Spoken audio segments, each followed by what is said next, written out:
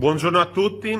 Sono aumentati i numeri di contagi, sono aumentate le persone in terapia intensiva, sono aumentate le persone ricoverate nel reparto di malattie infettive e purtroppo sono aumentate anche le persone decedute di coronavirus. Ma con questa bella giornata la prima preoccupazione per molti di voi è stato quello di andare fuori a fare jogging, a fare sport, a fare una passeggiata in compagnia e a portare fuori il cane, a fare la spesa col nucleo familiare, fregandosene dei sacrifici che migliaia di persone stanno facendo per cercare di mettere in sicurezza la salute propria, del proprio nucleo familiare e dell'intera comunità. Noi non dobbiamo essere cani da guardia di nessuno, però adesso intensificherò i controlli e tutti quelli che verranno beccati all'aria aperta senza un valido motivo verranno denunciati. Sono veramente deluso dal comportamento di qualcuno. Ho visto anche delle feste organizzate nei social network, perché poi molto intelligentemente ci si preoccupa di condividere in Instagram o in Facebook i festini organizzati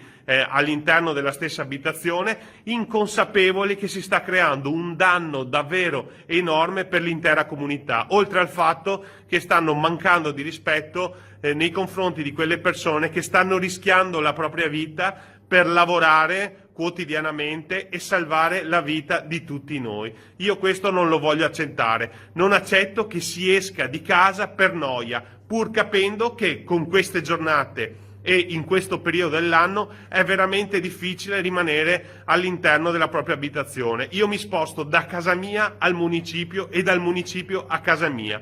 Oggi dobbiamo fare tutti un sacrificio, non siamo in vacanza, siamo nel bel mezzo di un'emergenza sanitaria di dimensioni incredibili, mondiali vorrei dire. Però la prima preoccupazione è quella di cavalcare il cavillo del decreto ministeriale per poter uscire ovviamente in compagnia, uscire senza mantenere nemmeno le distanze minime richieste dal decreto. Chiedo scusa, però questo atteggiamento fa male a tutta la comunità e farò di tutto perché si fermi. Mi raccomando, state a casa, non uscite per noia. Mi raccomando, ne va della salute vostra, della vostra famiglia e dell'intera comunità.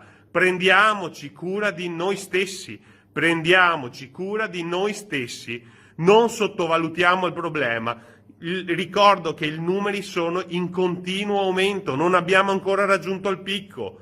Portiamo rispetto per le persone che stanno lavorando. Mi raccomando, vogliamoci bene, vogliamoci bene.